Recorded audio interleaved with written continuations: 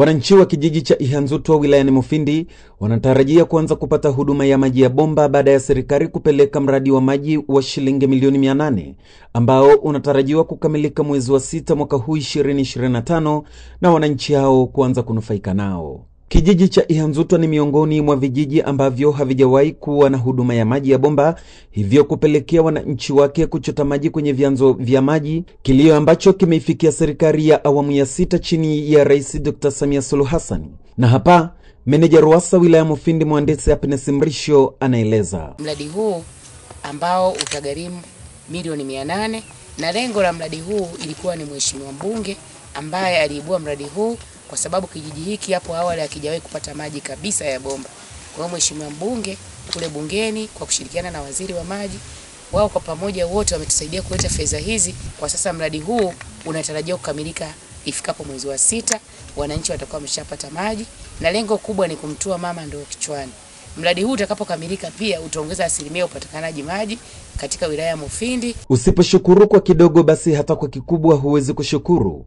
Hapa mbunge wa jimbo la Mufindi Kaskazini Exaudi Kigahe anapongeza na kumshukuru Mheshimiwa Rais Dr. Samia Suluhu Hassan, kwani katika sekta ya maji pekee kwa jimbo lake imepelekwa zaidi ya bilioni 48 kutekeleza miradi ya maji. Sisi katika jimbo la Mufindi Kaskazini ndani ya miaka 4 ya Mheshimiwa Rais wetu mpendwa Daktari Samia Suluhu Hassan, maana yake tunaenda kukamilisha miradi yenye thamani karibu ya bilioni 50, zaidi ya bilioni 48 katika jimbo la Mufindi Kaskazini. Ni shukrani za kipekee na upendo wa kipekee, na niwaombe wa Tanzania na hasa wanajimbo la Mufindi Kaskazini kwenye maeneo ambako miradi hii imewekwa chini ya usimamizi wa Happiness Engineer, mama mahiri sana, na tunasema wamama wanaweza, wanathibitisha hilo kwa upendo mkubwa kwamba amewaambia, na ndio kauli mbiu ya Mheshimiwa Rais kwamba sasa tunataka sio tu kumtua mama ndoo kichwani, bali tunataka akina mama hawa wachote maji ndani ya nyumba zao. Wananchi kwao kupata mradi huu wa maji ni neema kutoka kwa Mwenyezi Mungu.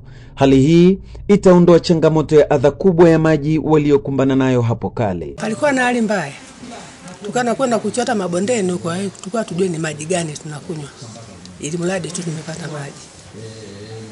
Kwa mama mzima wanatoka hapa kilomita 6, muda mwingine ukitaka maji mazuri sana ukapate ndoo moja, ndoo ikusaidie kwa muda fulani. Sasa ujue hiyo ndoo moja ukikaa nayo unaweza ukakata wiki mbili bado maji unatumia yale. Hivyo kama Rais wa Jamhuri ya Muungano, sisi kama wananchi tunamshukuru sana sana sana sana, kwani amemtua mama ndoo kichwani.